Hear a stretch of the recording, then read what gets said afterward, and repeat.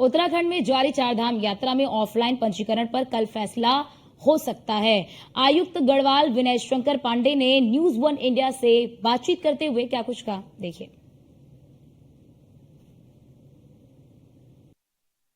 देखिए, चारधाम में जो आज के समय में आपका ये कहना है कि भीड़ नहीं है, अगर आप पिछले वर्षों से तुलना करें तो पिछले वर्षों के पीक पीरियड से भी ज्यादा भीड़ आज की तारीख में भी चल रही। कल भी केदारनाथ जी में लगभग 22,000 और 17,000 के आसपास बद्रीनाथ में, और 11 से 12,000 गंगोत्री जी में, और 10 से 11,000 के आसपास भी वहां रहे।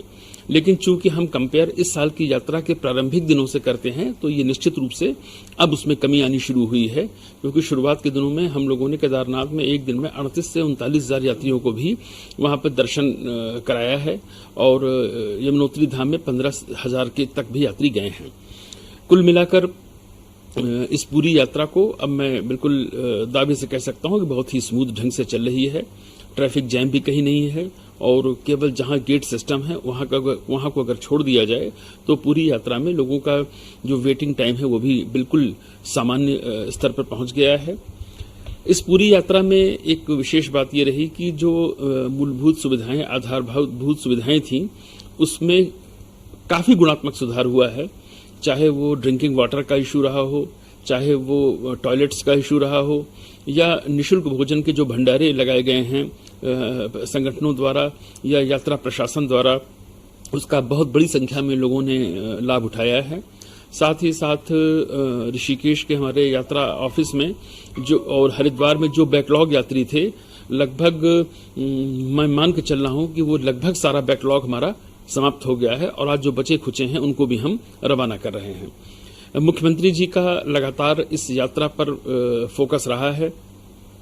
अपनी सभी हर अल्टरनेट डे पर उनके द्वारा बैठकें की गई, दूरभाष पर निर्देश दिए गए, वीसी के माध्यम से भी दिए गए, और बीच में तो उन्होंने चुनावी दौरे छोड़कर यहाँ पर आकर इसकी मीटिंग्स भी ली।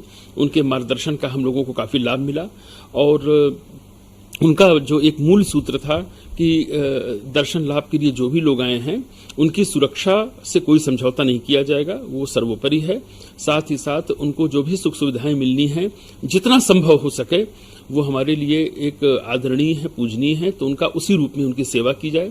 और हम लोगों ने उनके इस मूल मंत्र को बिल्कुल आत्मसात किया और उसी दिशा में हम लोगों ने काम किया। देखिए, ये प्रशासन के जो भी निर्णय होते हैं ये बड़े ही डायनेमिक निर्णय होते हैं, समय के साथ साथ परिवर्तित भी होते हैं और मौके की परिस्थितियों के हिसाब से लिए जाते हैं। आज की तारीख में यदि आप कहें तो मैं ये कह सकता हूं कि ये 31 मई तक की रोक लगी है, और कल शाम को एक बार हम लोग जरूर रिव्यू करेंगे। जो हमारे चारधाम यात्रा से जुड़े हुए जनपद के जिला अधिकारी हैं, पुलिस के अधिकारी, उनसे विचार विमर्श करने के बाद ही कोई इस पर निर्णय लिया जाएगा। फिलहाल जो बैकलॉग यात्री हैं उनको ऑन स्पॉट रजिस्ट्रेशन देकर हम लोग चारधाम के लिए रवाना कर रहे हैं।